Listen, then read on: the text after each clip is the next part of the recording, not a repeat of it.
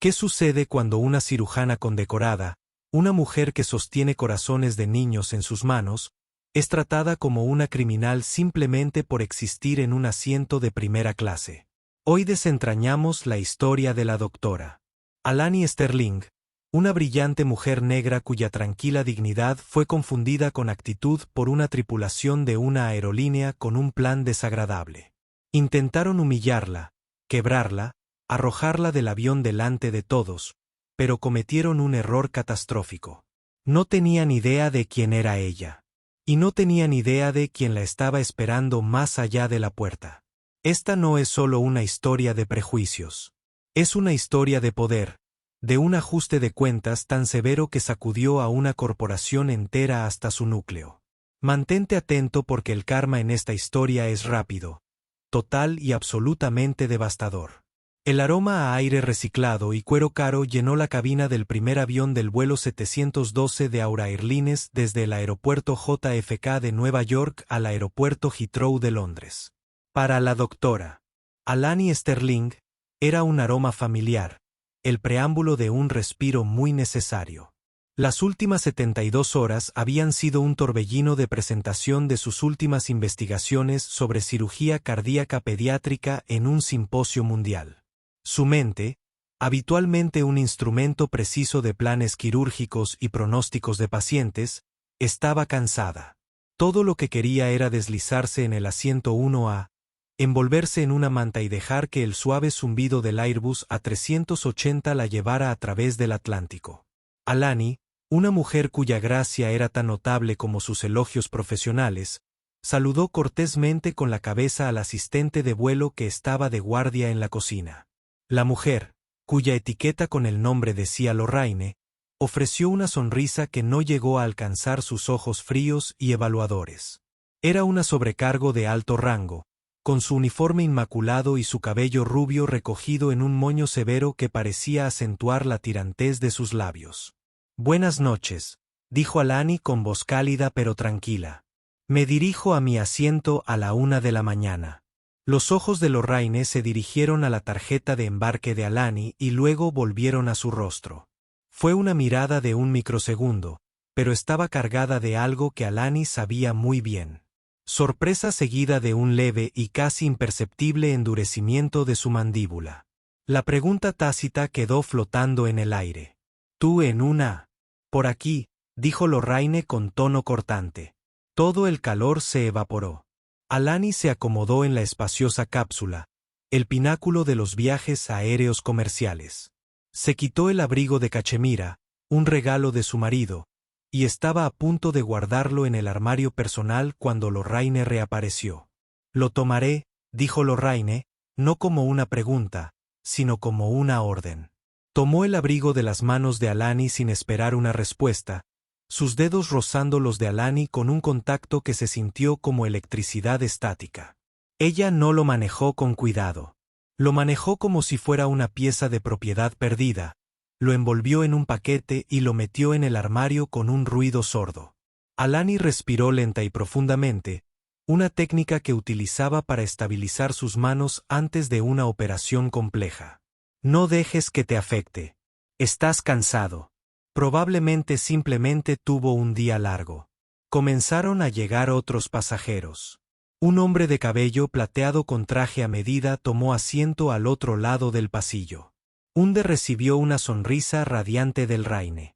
«Señora Bernati, es maravilloso tenerlo nuevamente con nosotros. Champán antes de la salida. La papa ya está fría, gracias, Lorraine». «Qué bueno verte», respondió con voz resonante. Lorraine luego dirigió su atención a la pareja detrás de él, saludándolos por su nombre y ofreciéndoles el mismo cálido servicio. Cuando pasó nuevamente junto al asiento de Alani, Alani hizo una petición simple. «Disculpe, cuando tengas un momento, ¿podrías darme un vaso de agua con gas con una rodaja de limón?» Lorraine se detuvo, se giró lentamente y le dirigió a Alani una mirada de profunda irritación. «Comenzaremos nuestro servicio de bebidas antes de la salida una vez que todos los pasajeros de primera clase hayan abordado», afirmó como si le hablara a un niño. «Por supuesto», respondió Alani con calma. Solo estaba preguntando por adelantado. Lorraine no respondió. Ella simplemente le dio la espalda y continuó sus saludos abusivos con los demás pasajeros. 10 minutos después, la cabina estaba casi llena. El señor Abernathy estaba bebiendo su champán. La pareja que estaba detrás de él chocaba sus copas. El asiento de Alani permaneció visiblemente vacío de cualquier bebida. Decidió esperar, atribuyéndolo a un simple descuido. Pero cuando Lorraine pasó por tercera vez, ignorándola por completo, Alani supo que no había sido un descuido. Fue una declaración. Se trató de una campaña deliberada y específica de exclusión. Utilizando la precisión del cirujano, la aplicó a todas las cosas. Ella presionó el botón de llamada. Sonó suavemente. Pasó 1 minuto, luego 2. Lorraine estaba yendo y viniendo de un lado a otro en la cocina, claramente visible para Alani, ignorando deliberadamente la luz iluminada sobre el asiento 1A. Finalmente, un asistente de vuelo más joven, un hombre llamado Eric, se acercó apresuradamente. «Doctor Sterling, ¿puedo ayudarle?», preguntó, con un tono refrescantemente profesional. «Sí, gracias. Esperaba poder traerme un vaso de agua con gas. Por favor». «Por supuesto, de inmediato». Cuando Eric se giró hacia la cocina, Alani vio que Lorraine lo interceptaba. Se produjo un intercambio de palabras brusco y silencioso. Los ojos de Lorraine se dirigieron hacia Alani. Su rostro era una máscara de furia. Eric parecía nervioso y asintió dócilmente antes de desaparecer en la parte de atrás. Luego Lorraine se dirigió al asiento de Alani, sus tacones haciendo clic como pequeños martillos en el piso de la cabina.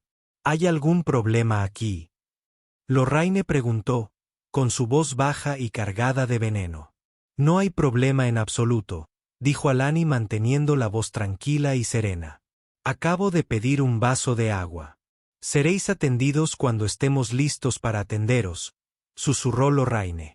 «Presionar el botón de llamada repetidamente y acosar a mi personal subalterno no es aceptable. Estás creando un disturbio». Alani se quedó atónita y en silencio por un segundo. «¿Repetidamente? ¿Acosador?». Ella había presionado el botón una vez.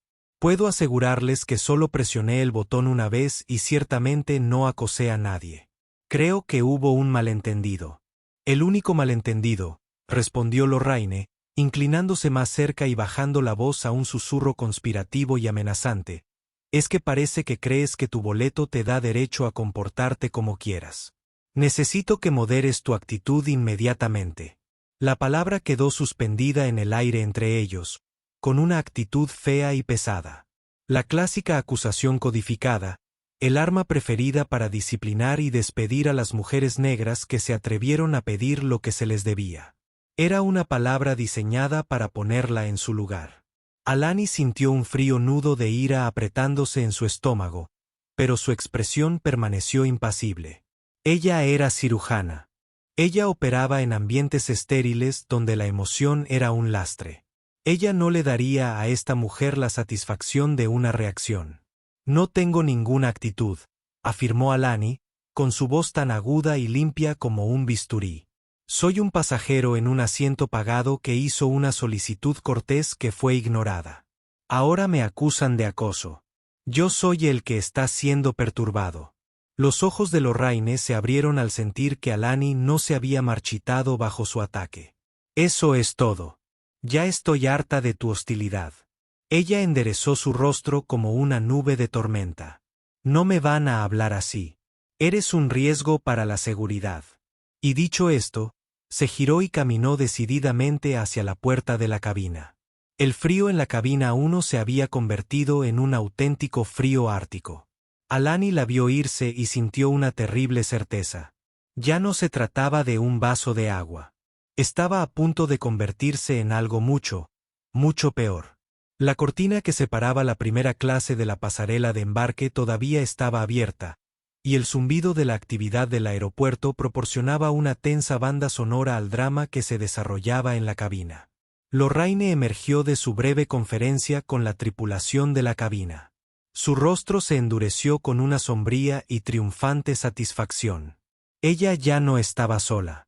A su lado estaba el agente jefe de la puerta, un hombre de aspecto agobiado llamado Daniel. Su aerolínea emitió lazos ligeramente sesgados. Se acercó al asiento de Alani con una energía nerviosa, agarrando una tableta como un escudo. Señora, doctora. Sterling, soy Daniel, el encargado de turno de la puerta. La señorita Jensen nos ha informado de que ha habido un problema. El problema, dijo Alani, con voz firme a pesar de la adrenalina que corría por sus venas. Es que su sobrecargo me ha negado el servicio y ahora está haciendo falsas acusaciones contra mí. El señor Abernathy, al otro lado del pasillo, bajó el periódico y frunció el ceño con preocupación mientras observaba la escena. Lorraine ha trabajado en Aura Airlines durante 19 años. Dijo Daniel, con un tono apaciguador pero firme. Ella ha informado que usted ha sido hostil, agresivo y se niega a seguir las instrucciones de la tripulación. La incredulidad de Alani era palpable. ¿Negarse a seguir qué instrucciones? No me ha sido dado otro remedio que moderar mi actitud. Pedí agua, me ignoraron y luego me atacaron verbalmente cuando usé el botón de llamada. Me gustaría hablar con el capitán, por favor. Fue una petición razonable, un procedimiento estándar para un pasajero en una disputa, pero Lorraine dio un paso adelante y lo interrumpió. El capitán está ocupado con los preparativos previos al vuelo y me ha confiado la seguridad de esta cabina, espetó. Él ha revisado mi informe y está de acuerdo. Su comportamiento agresivo es un riesgo. Tenemos una política de tolerancia cero. Mi comportamiento. La voz de Alani se elevó ligeramente. Una nota de incredulidad colorea su calma profesional. Estoy sentado aquí en mi asiento. No he levantado la voz. No he hecho ningún movimiento amenazante. Mírame. ¿Le parezco un riesgo para la seguridad? Ella hizo un gesto hacia sí misma. Una mujer con una blusa de seda y pantalones sencillos pero elegantes. Ningún equipaje fuera de lugar, ningún signo de agitación más allá de la justa indignación por haber sido agraviado. Daniel, el agente de la puerta, tuvo la decencia de parecer incómodo. Su mirada pasó de la figura serena de Alani a la postura rígida y furiosa del Raine. Fue atrapado como un peón en un juego de poder que claramente no entendía. Señora, solo necesitamos calmar la situación, murmuró, evitando su mirada.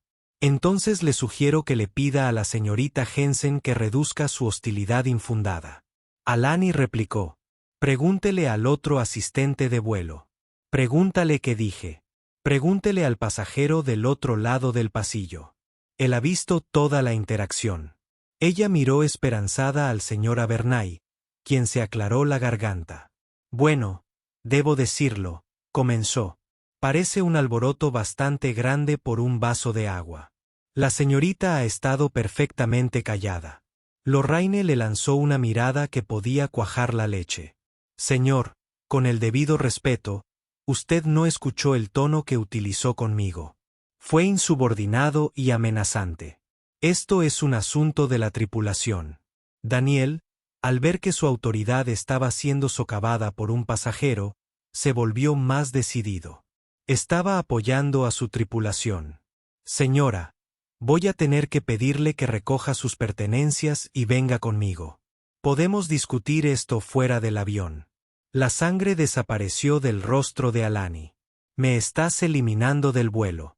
Vamos a discutir esto en el puente de embarque, dijo. Pero sus palabras eran huecas. Ambos sabían lo que eso significaba. Una vez que un pasajero desembarca, rara vez vuelve a subir. Fue un billete de ida a la humillación.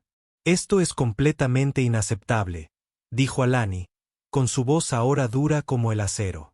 Soy un pasajero que paga, miembro de su nivel más alto de viajero frecuente y no he hecho absolutamente nada malo. Me están sacando de este avión basándose en el capricho prejuicioso de un empleado.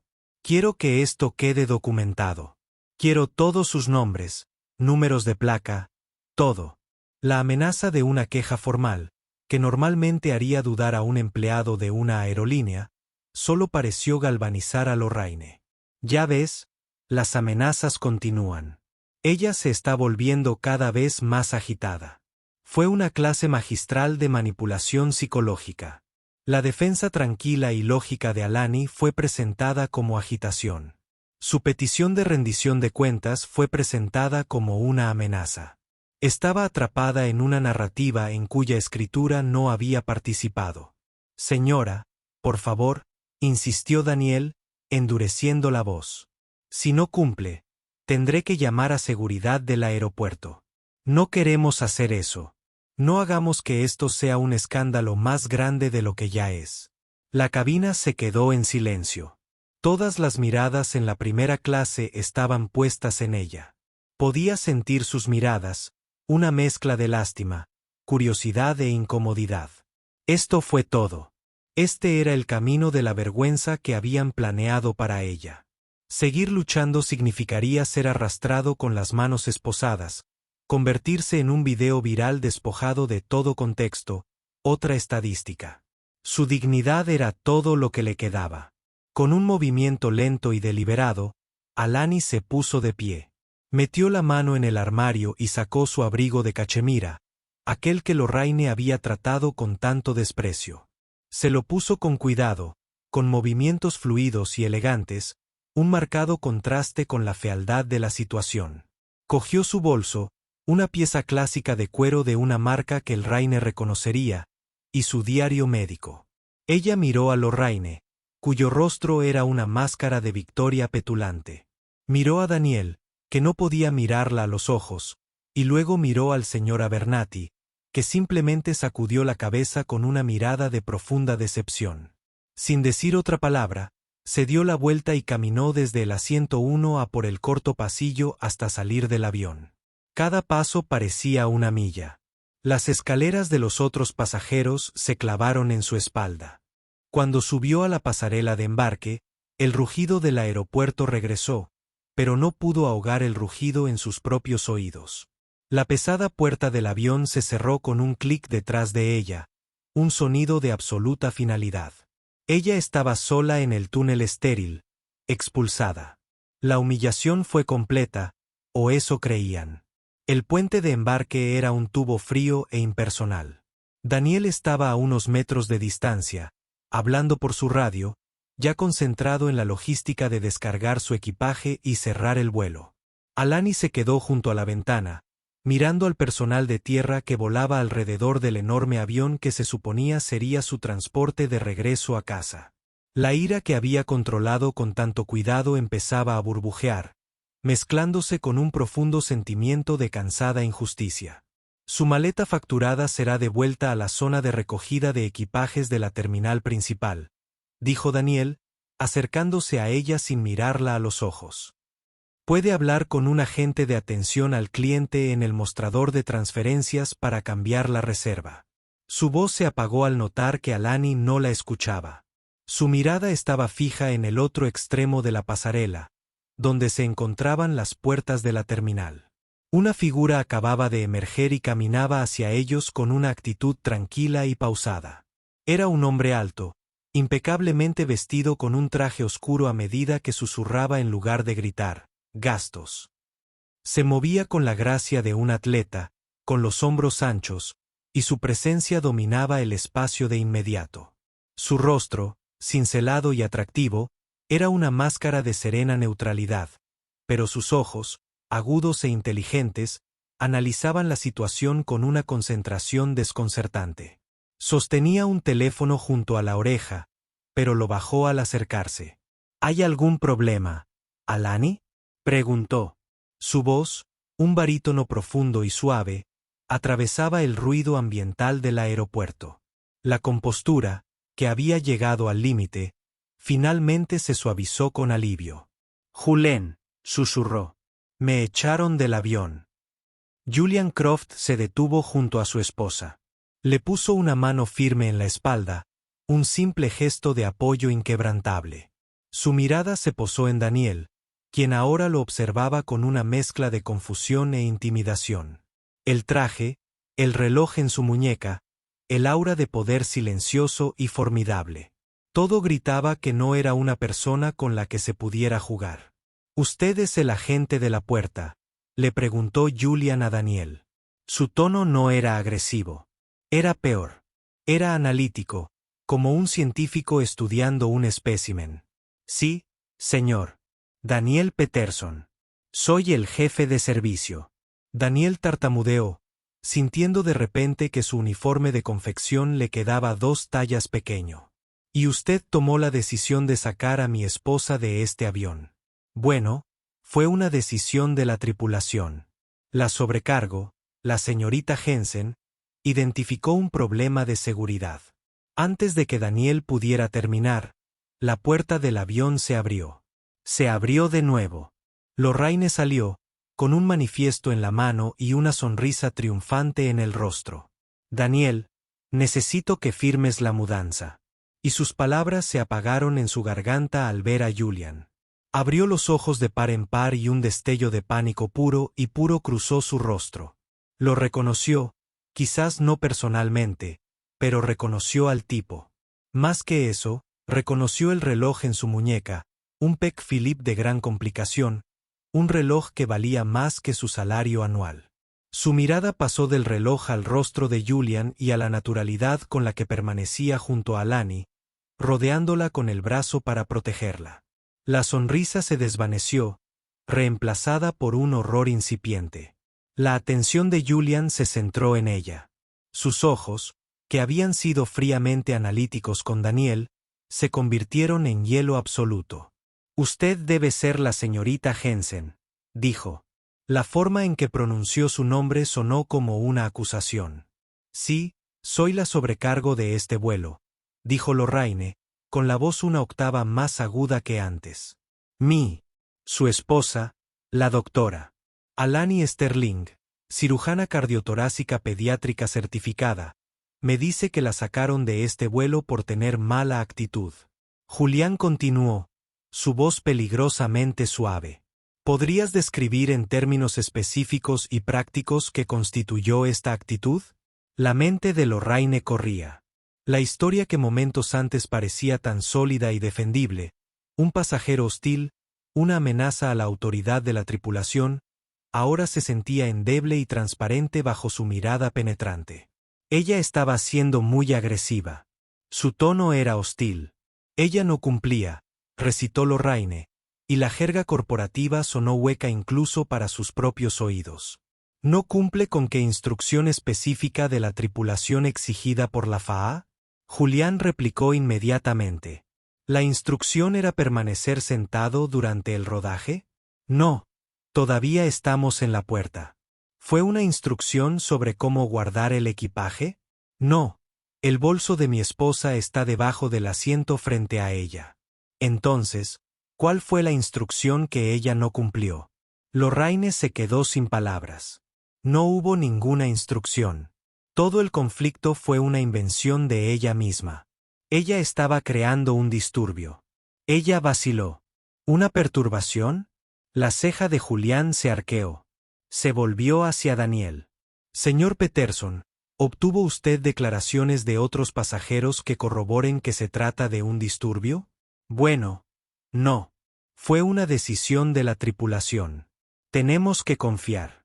«Entonces, usted expulsó a una pasajera de un vuelo internacional, interrumpiendo su viaje, causándole una angustia emocional significativa y potencialmente minando su carácter profesional basándose en la afirmación singular sin fundamento de un empleado». La voz de Julián nunca se elevó. Sin embargo, su intensidad hizo que tanto Daniel como Lorraine se estremecieran. La puerta del avión se abrió de nuevo. Esta vez fue el capitán, un hombre de unos 50 años, con sienes plateadas y mirada de grave seriedad, sus 4 rayas brillando en sus epilelets. «Capitán Miller, ¿está todo bien por aquí?», preguntó, sus ojos posándose en Julián. «Ni siquiera remotamente», dijo Julián, volviendo toda su atención al capitán. «Yo soy Julian Croft. Esta es mi esposa, la doctora Alani Sterling. Su sobrecargo, la señorita Jensen, acaba de expulsarla de este vuelo, Asiento 1A, por razones que parece incapaz de articular más allá de vagas acusaciones de actitud. Eres el capitán de este avión. La responsabilidad final de esta decisión recae sobre usted. Entonces, le pregunto a usted, capitán Miller, ¿sobre qué bases autorizó la destitución de mi esposa? El capitán Miller miró al Raine, cuyo rostro se había puesto pálido. Miró a Daniel, que sudaba profusamente. Había apoyado a su tripulación tal como estaba entrenado para hacerlo. Pero frente a él no estaba el pasajero histérico y agresivo que el Raine había descrito. Frente a él se encontraban una mujer serena y claramente inteligente y su marido, que irradiaban un nivel de influencia y precisión que hizo sonar todas las alarmas en la mente experimentada del capitán. Se dio cuenta, con una sensación de hundimiento en el estómago, de que su tripulación acababa de cometer un error colosal que pondría fin a su carrera. El pánico que había comenzado en los ojos del Raine ahora se estaba extendiendo, un contagio de consecuencias. El marido millonario no había llegado así como así. Había traído consigo un ajuste de cuentas en toda regla.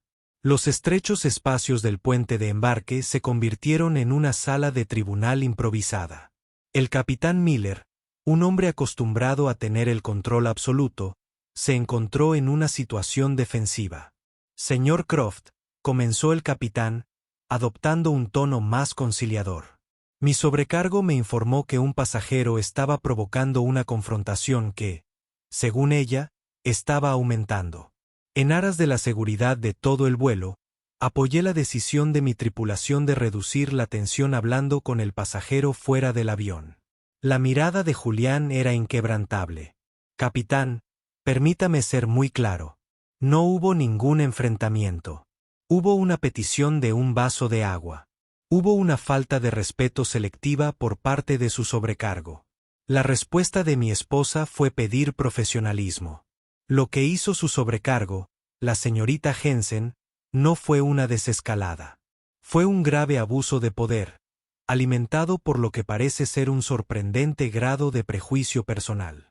Luego miró más allá del capitán y sus ojos se posaron en el señor Abernathy, que todavía era visible a través de la puerta abierta, observando con gran atención. Señor, gritó Julián, y su voz se proyectó con facilidad en la cabina.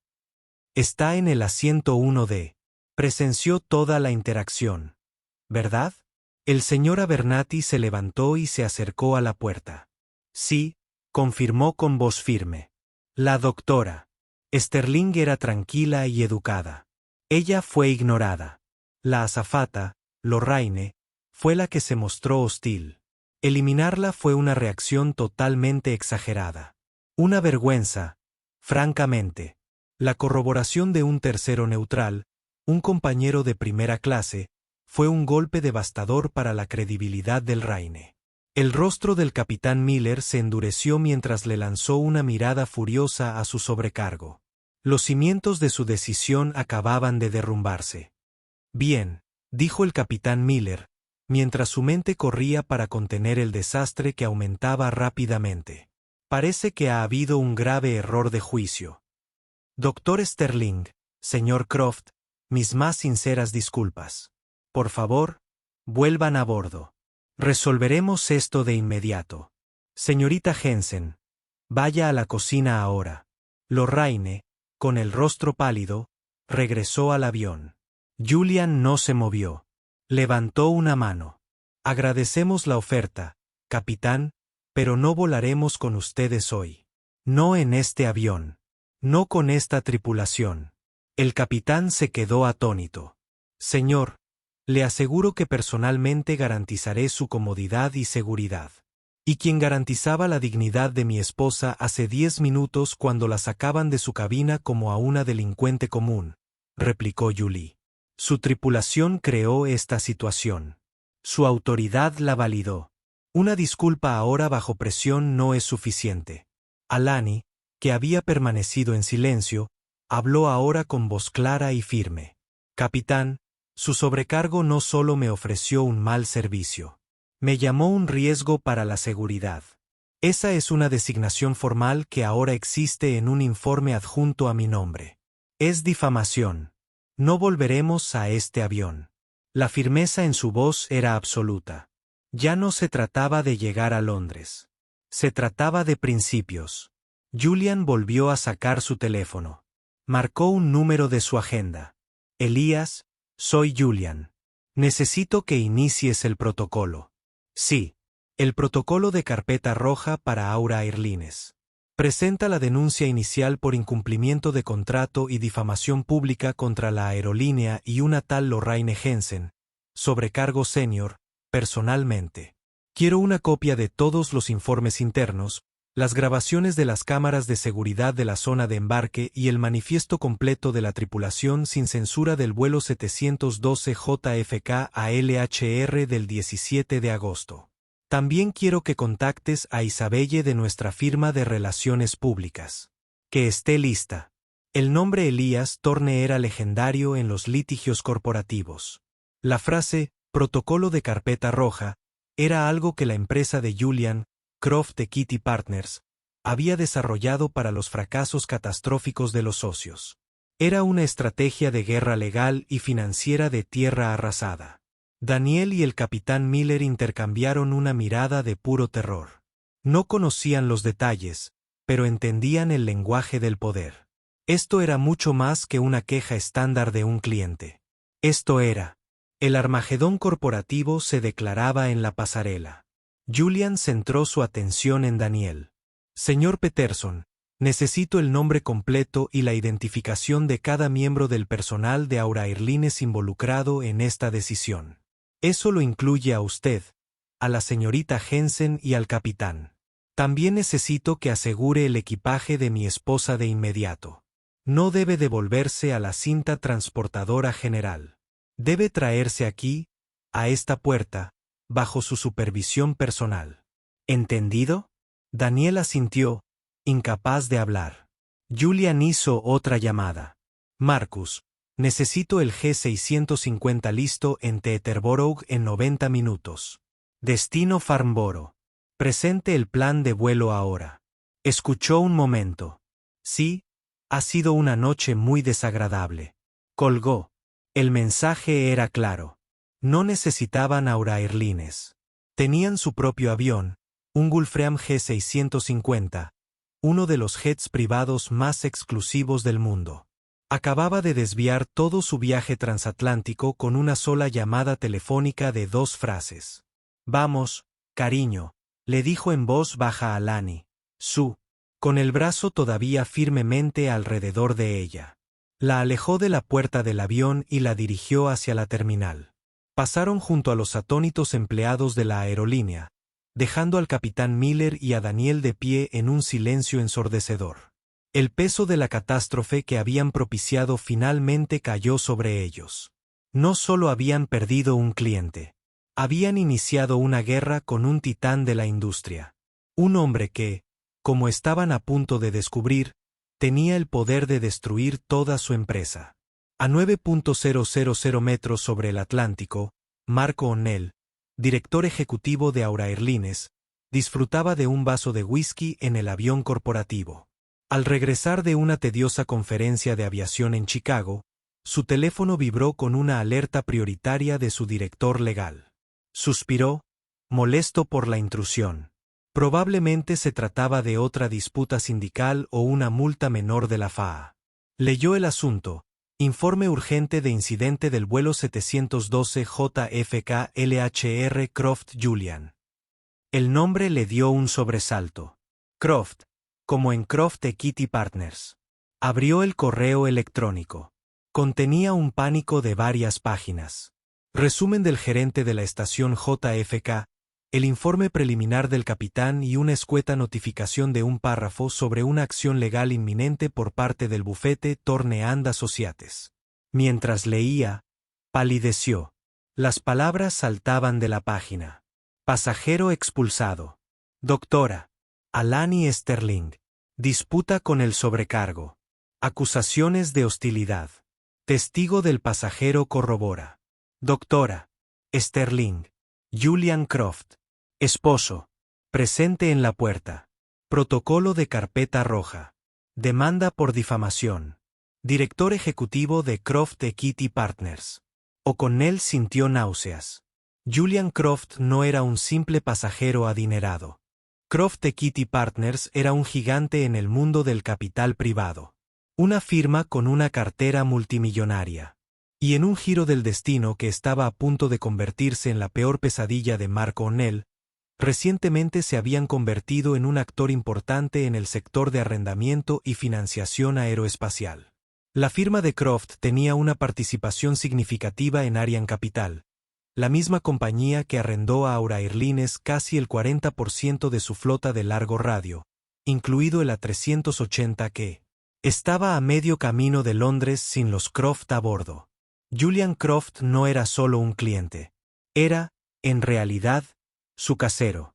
«Consígueme un canal seguro con el gerente de la estación JFK ahora mismo», le gritó O'Connell a su asistente. En cuestión de minutos, escuchaba a una gerente aterrorizada relatar los hechos. Ella lo llamó un riesgo para la seguridad, un cirujano pediátrico. O'Connell rugió al teléfono, con la cara enrojecida. ¿Basado en qué? Un desacuerdo sobre un servicio de bebidas. Y a nadie se le ocurrió comprobar quién era ella, quién era él. Señor, todo sucedió muy rápido. La sobrecargo, Lorraine Jensen, es una empleada de alto rango. La tripulación respaldó su decisión. Su decisión está a punto de costarnos millones. O'Connell golpeó con el puño la mesa de caoba pulida. ¿Qué sabemos de ella? Esta Jensen.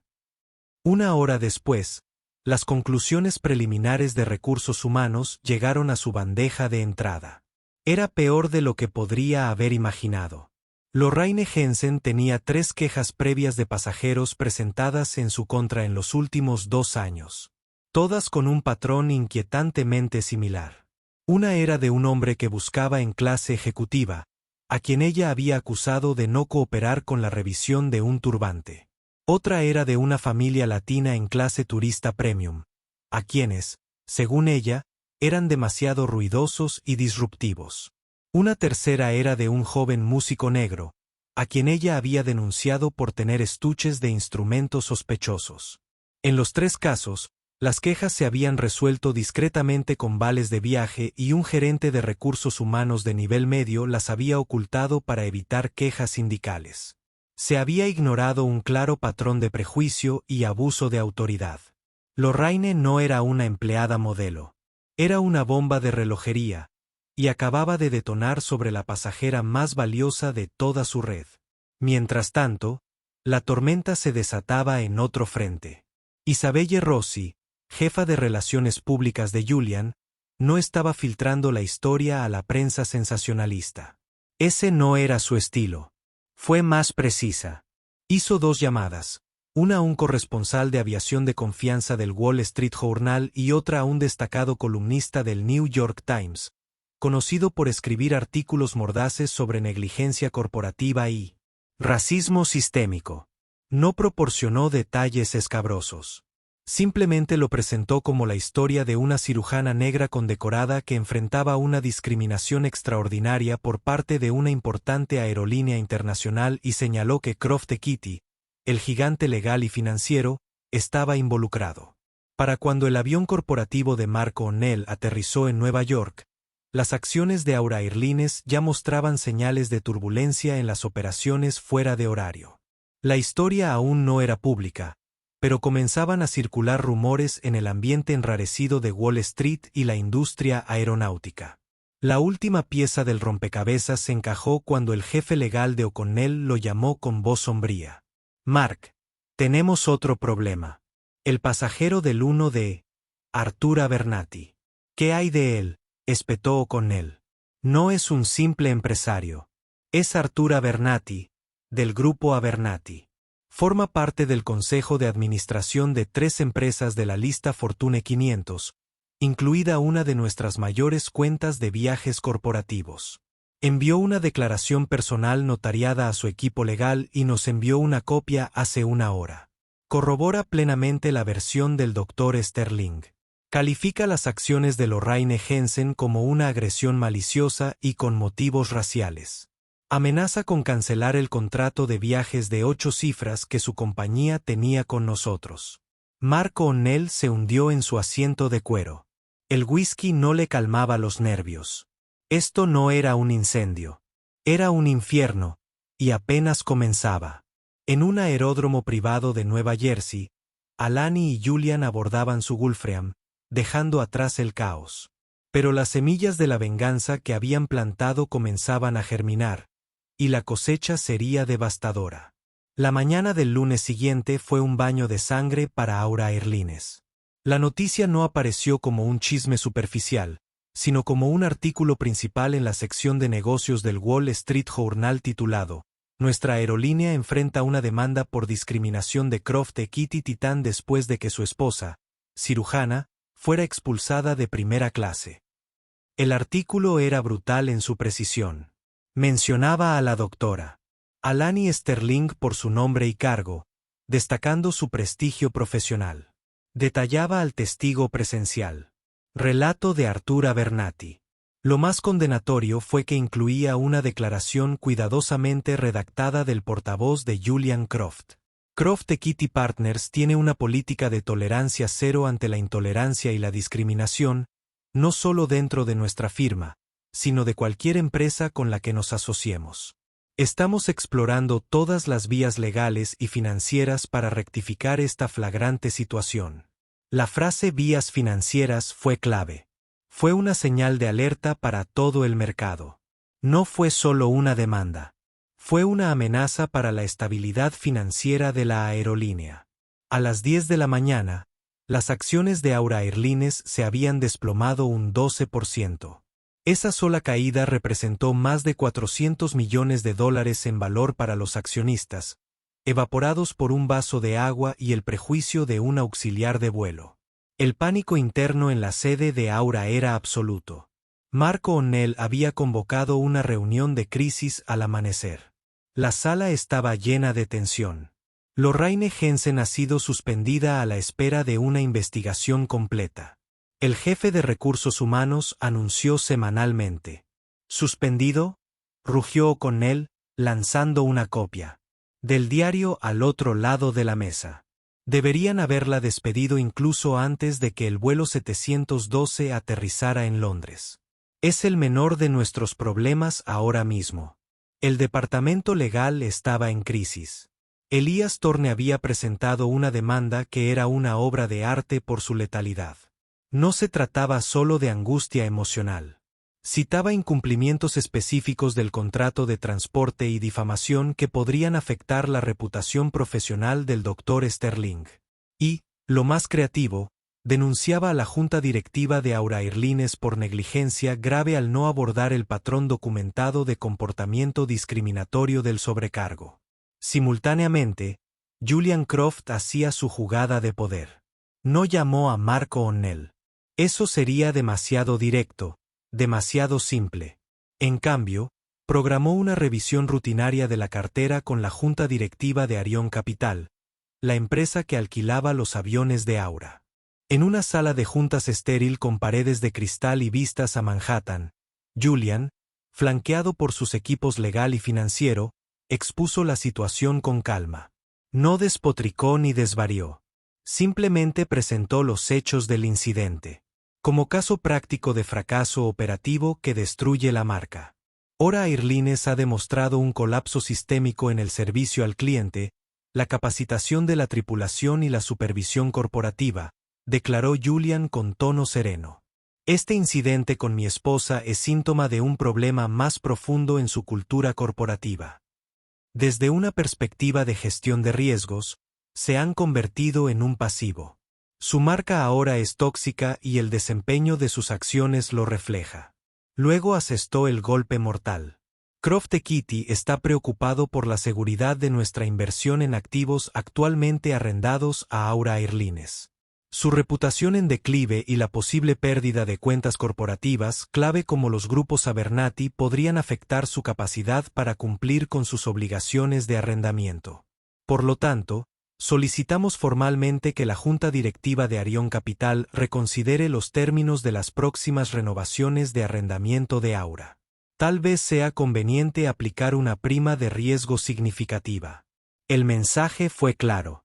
Julián amenazaba con hacer que fuera prohibitivamente caro para ahora alquilar sus propios aviones. Para una aerolínea con márgenes estrechos, fue una sentencia de muerte corporativa. El karma para los individuos involucrados fue igual de rápido. Lorraine Jensen fue despedida. La declaración de la aerolínea citó una violación de las políticas de la compañía y el incumplimiento de nuestros valores de respeto y dignidad. La escoltaron fuera del edificio con una caja con sus efectos personales. El sindicato de auxiliares de vuelo, al ver la montaña de pruebas y las desastrosas consecuencias, se negó a luchar contra su despido. Rápidamente se vio incluida en la lista negra y su carrera de 19 años terminó en desgracia. Cuando intentó encontrar trabajo en otras importantes compañías aéreas. La historia del incidente del vuelo 712 la siguió. Ella no podía conseguir trabajo. Daniel Peterson, el agente de puerta, fue degradado y transferido a un puesto de gestión de manejo de equipaje en Anchorage, Alaska, un clásico castigo corporativo, que lo exilió de cualquier función de cara al cliente. El capitán Miller recibió una reprimenda formal y fue puesto en tierra durante 3 meses, obligado a someterse a un entrenamiento intensivo de desescalada y sensibilidad. Su impecable historial quedó manchado para siempre, una mancha que lo seguiría hasta su retiro. Había apoyado a su tripulación y le había costado caro. La presión pública fomentada por las redes sociales fue implacable. La tendencia de actitud del avión Fliora de Hasfly se mantuvo durante 48 horas. Se volvieron virales los vídeos de otros pasajeros contando sus propias experiencias negativas con la aerolínea. La crisis se estaba saliendo de control, mucho más allá del incidente inicial. El débil y lleno de jerga comunicado de prensa de Mark O'Neill pidiendo disculpas por la desafortunada experiencia fue destrozado por el público y los medios de comunicación por considerarlo insultante e insuficiente. La junta directiva de Aura Airlines vio lo que se avecinaba. Las acciones estaban en caída libre. Un financista clave amenazaba con exprimirlos hasta dejarlos sin fondos. Una importante cuenta corporativa desapareció. Su marca estaba hecha pedazos. El problema ya no era un asistente de vuelo rebelde. El problema fue una crisis de liderazgo. Una semana después del incidente del vuelo 712, la sede corporativa de Aura Airlines parecía menos un centro de viajes globales y más una fortaleza sitiada. Las acciones, tras haberse estabilizado tras su caída inicial, ahora estaban perdiendo valor en un descenso lento y agonizante a medida que los inversores institucionales comenzaban a desinvertir silenciosamente. El nombre Mark O'Neill, otrora una estrella célebre de la industria de la aviación, ahora era sinónimo de fracaso corporativo. No había dormido en 3 días, subsistiendo a base de café rancio y el amargo sabor del arrepentimiento. Su oficina, habitualmente un santuario de poder con sus vistas panorámicas de la ciudad, parecía una jaula de cristal. La presión venía de todas direcciones. La junta directiva, que una vez elogió sus agresivas estrategias de crecimiento, ahora le habló en un tono cortante y acusador. Su director de operaciones le había presentado un informe diario de cancelaciones que parecía una lista de bajas de una zona de guerra. Las cuentas corporativas no solo estaban pausando sus contratos, sino que los estaban rescindiendo con perjuicio, citando específicamente el incidente de Croft. Arturo Bernati había cumplido su amenaza, retiró el presupuesto anual de viajes de $15 millones de su empresa y llamó personalmente a otros 3 directores ejecutivos para alentarlos a hacer lo mismo. La gota que colmó el vaso llegó esa mañana durante una conferencia telefónica brutalmente temprana con el presidente de la junta directiva, un formidable titán del viejo dinero llamado Sterling Blackwood. Mark, dijo Blackwood, con una voz carente de calidez. La junta directiva ha perdido la confianza, no en la aerolínea sino en su liderazgo. Esta situación de Croft es una herida autoinfligida que usted permitió que se infectara y se convirtiera en una hemorragia casi fatal. Tienes 48 horas para solucionarlo. Y cuando digo arreglarlo, Me refiero a una rendición total e incondicional. Cualquier cosa que Croft quiera, se la das. Si no puedes comunicarte con él por teléfono, busca otra manera. La alternativa es un voto público de censura y le entregaremos su paquete de indemnización al salir por la puerta. La línea se había cortado, dejando a O'Connell con un sudor frío. Había intentado llamar a la oficina de Julian Croft una docena de veces.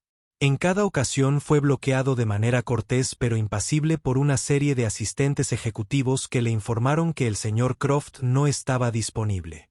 Sus correos electrónicos no recibieron respuesta. Sus intentos de comunicarse a través de canales legales se encontraron con el gélido silencio de Elías Thorne. Julian Croft se había convertido en un fantasma, un espectro que estaba desmantelando sistemáticamente el imperio de O'Connell desde las sombras. Desesperada, O'Connell sintió una oleada primaria de pánico. Estaba fuera de los movimientos corporativos. Solo le quedaba una opción, una apelación personal, no al hombre que era su verdugo corporativo, sino a la mujer que estaba en el centro de todo. Llamó a su asistente. Consígueme un bolígrafo, no un bolígrafo, sino una pluma estilográfica como es debido. Y consígueme la cartulina de color crema más pesada y cara que tengamos en el departamento de papelería, ordenó. Y averigüe la dirección del consultorio principal de la doctora Alani Sterling en el Hospital de Niños de Nueva York. Durante la siguiente hora, Mark O'Connell se sentó y redactó la carta más importante de su vida. Vertió cada onza de su desesperación en la página, eliminando la jerga corporativa y el blindaje legal. Fue una súplica de clemencia cruda y sin filtros, una confesión de los fallos de su empresa y de los suyos propios. Escribió sobre su admiración por su trabajo, sobre su vergüenza por el trato que había recibido y sobre su profundo arrepentimiento. Detalló el despido inmediato de Lorraine Jensen y las acciones disciplinarias contra los demás miembros de la tripulación. Y terminó ofreciendo un cheque en blanco, una donación multimillonaria a cualquier organización benéfica, a cualquier causa, a cualquier fundación que ella quisiera nombrar con la esperanza de compensar de alguna manera el daño irreparable causado. Lo firmó, selló él mismo el sobregrueso y lo envió a través de un mensajero privado con guantes blancos directamente al hospital. Fue un Ave María, una última oración desesperada enviada al vacío. La carta llegó mientras la doctora Alani Sterling estaba en su tranquila oficina hogareña, llena de libros, revisando las historias clínicas de pacientes para una compleja reconstrucción cardíaca neonatal programada para el día siguiente. El mensajero, que parecía fuera de lugar con su uniforme formal, le entregó el pesado sobre. Vio la insignia de Aura Airlines grabada en la esquina, y su primer instinto fue tirarla, una intrusión no deseada en su santuario. Pero la curiosidad y la gran calidad de la papelería la hicieron detenerse. Ella lo abrió con un abrecartas de plata. Mientras leía, su expresión pasó de una severa defensa a una compleja mezcla de emociones. Podía sentir la cruda desesperación que irradiaba la tinta. Este no fue un comunicado de prensa redactado por abogados. Fue la súplica de un hombre derrotado. La oferta de dinero era previsible, casi cruda en su simplicidad, pero el tono de la carta era de total capitulación. Ella entró a la sala de estar donde Julian estaba en una videollamada. Su rostro era una máscara de calma estratégica. Estaba en medio de una discusión con su equipo de finanzas sobre la posibilidad de vender en corto las acciones de una empresa rival de leasing aeroespacial. La vio entrar, le echó un vistazo a la cara y terminó inmediatamente la llamada. ¿Qué es?, preguntó, con toda su atención centrada en ella. Una carta, dijo, entregándosela. De O'Connell. Julián lo leyó con expresión ilegible. Terminó, lo colocó sobre la mesa de café de mármol y juntó los dedos. Es una bandera de rendición, blanca, manchada con lágrimas de cocodrilo. Él está roto. Hemos ganado. ¿Verdad? Alani preguntó, con voz suave pero inquisitiva. Ella se hundió en el sofá frente a él. Julián, ¿qué sentido tenía todo esto? ¿Fue para quebrar a un hombre? ¿Ver arder una empresa? He pasado toda mi vida adulta aprendiendo cómo arreglar cosas, cómo volver a unir piezas rotas. Esta destrucción se siente necesaria. Julián terminó por ella. Alani, no solo te insultaron. Intentaron borrarte. Vieron a una mujer negra brillante y realizada en un puesto que ellos sentían que no le correspondía, y trataron de ponerla en su lugar. Lo que O'Connell está sintiendo ahora, esa desesperación, es una fracción de la impotencia que sintió en el puente de embarque. No se trata de venganza. Se trata de reequilibrar la balanza. Lo sé, admitió, pero mira su solución. Dinero, una donación. Es una transacción. Él cree que puede comprar su salida de esto. Lave la mancha con efectivo. No soluciona nada. La próxima Lorraine Jensen ya está siendo entrenada. Al próximo Daniel Peterson ya le están enseñando a respaldar a la tripulación pase lo que pase.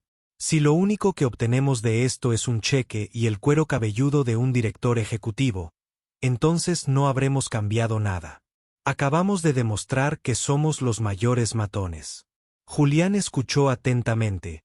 En sus ojos amanecía un profundo respeto por la perspectiva de su esposa. Había estado jugando al ajedrez, concentrado en el jaque mate. Estaba pensando en cómo rediseñar todo el tablero. Entonces, ¿qué propones? Él preguntó. Esta es tu batalla, Alani. Yo solo soy la artillería. Tú me dices dónde apuntar. Un fuego se encendió en sus ojos. La misma intensidad concentrada que tenía antes de una cirugía desafiante. Aceptamos su rendición, dijo. Pero nosotros escribimos los términos de la paz, y nuestros términos serán estructurales. Serán permanentes. Serán un legado.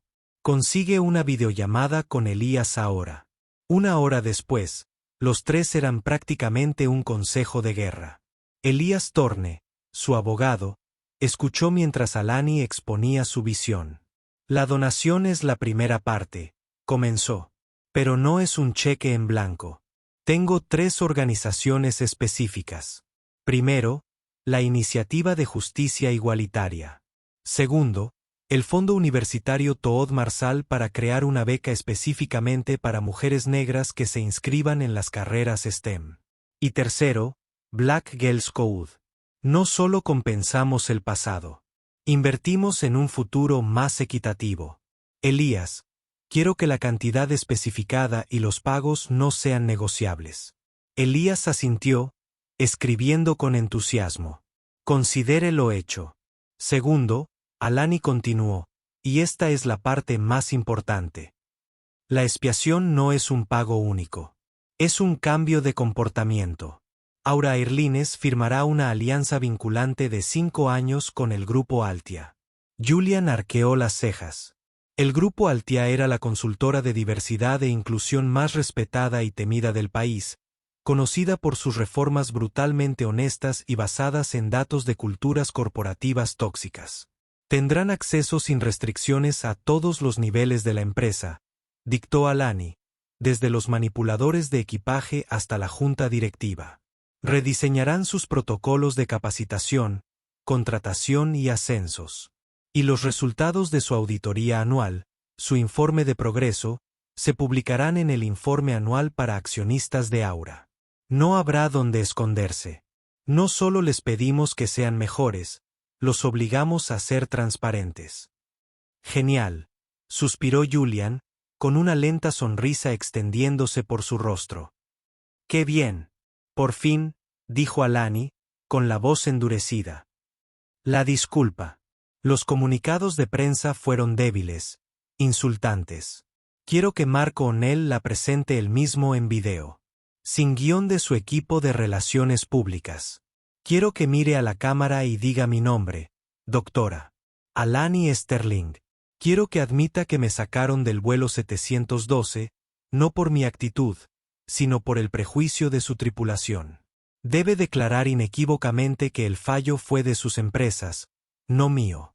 El video se publicará en todas las redes sociales de Aura y se emitirá como anuncio de pago en todas las principales cadenas de noticias durante una semana completa. Elías Torne dejó escapar un silbido bajo. Doctor Sterling. Eso es devastadoramente preciso. Quería humillarme delante de 30 personas, dijo Alani con voz firme. Se espiará delante de 30 millones. Se enviaron los términos. La oficina de O'Connell los recibió hace una hora. Más tarde, su equipo legal los leyó en un silencio atónito. No se trataba de un acuerdo.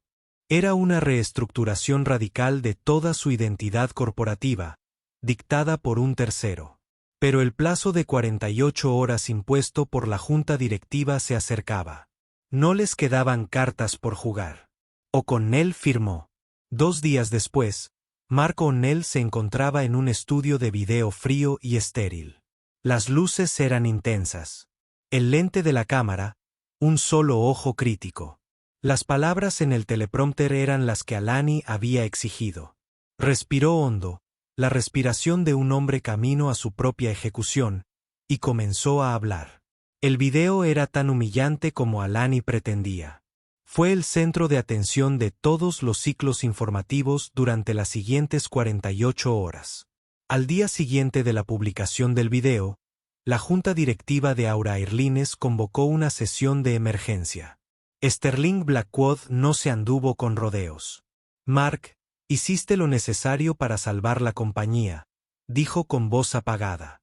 Pero el hecho es que esto sucedió bajo tu supervisión. Ahora eres la cara visible de este escándalo. Para que la marca sane, necesita una nueva cara. La junta directiva aceptó por unanimidad su renuncia, con efecto inmediato. Mark O'Neill simplemente asintió. Sabía que se avecinaba.